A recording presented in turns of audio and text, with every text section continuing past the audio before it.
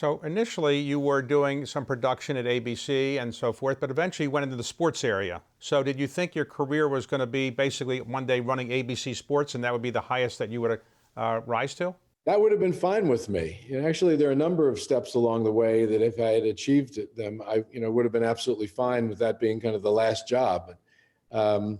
Yes, I would have loved to have been president of ABC Sports. Interestingly enough, I never got that opportunity.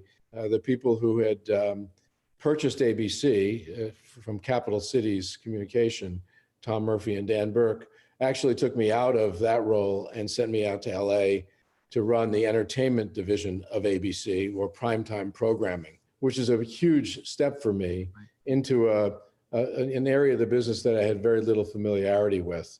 But they believed in me and gave me that shot. So when you're doing very well out there, then ABC says, you're doing so well, we want you to come back to New York and kind of help run the whole company. Did you want to go back to New York at that point? I did. I was ready. I had done my 4.5-year stint at ABC Entertainment. I liked LA, but I was ready to go back to New York, and they offered me the job to be president of ABC, the ABC network. Now you're the big shot. You're running the whole company, and then all of a sudden, Cap Cities people say, guess what? We're going to sell the company to Disney. So was that something you were happy with, or did you think there was a role for you then? Well, it was an incredible time. It was the summer of 1995, and I had been told by Tom Murphy, who was then chairman, that it was likely I'd become the next CEO. I was COO, which I thought was great. Warren Buffett, by the way, was our largest shareholder, and I thought he had enough faith in me. But Michael Eisner approached us and made an offer that not only we felt we couldn't refuse, but we thought was in the best interest of the shareholders of the company. Turns out we were right. And look, in the back of my mind, even though Michael made it very, very clear that there was never going to be a guarantee, I thought if I played my cards right, if I performed well, I could potentially run the Walt Disney Company at some point. So eventually, Michael Eisner decides to retire a little earlier than maybe he had thought he was going to retire. The board says we have to go look for somebody to run the company.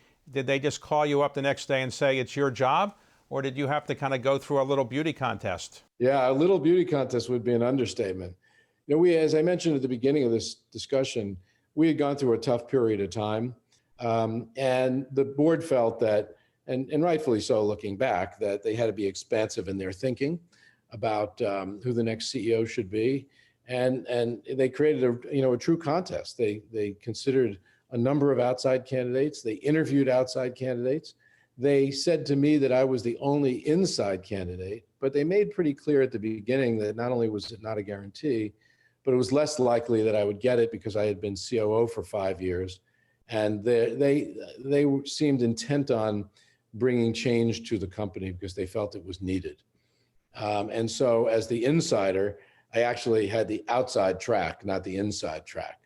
So eventually they call you up and say the job is yours. And subsequently, as I mentioned at the outset, your stock is up about 400+% and market cap's about 400+%. Did anybody ever call you up and say, hey, we made the right decision. We're sorry we made you go through that process? Did anybody do that? No one said that we're sorry we made you go through the process. They, on a number of occasions, board members were very generous in their compliments of me and to me about the job that I was doing. I think, looking back, I think they thought they made the right decision. And look, I think the numbers speak for themselves.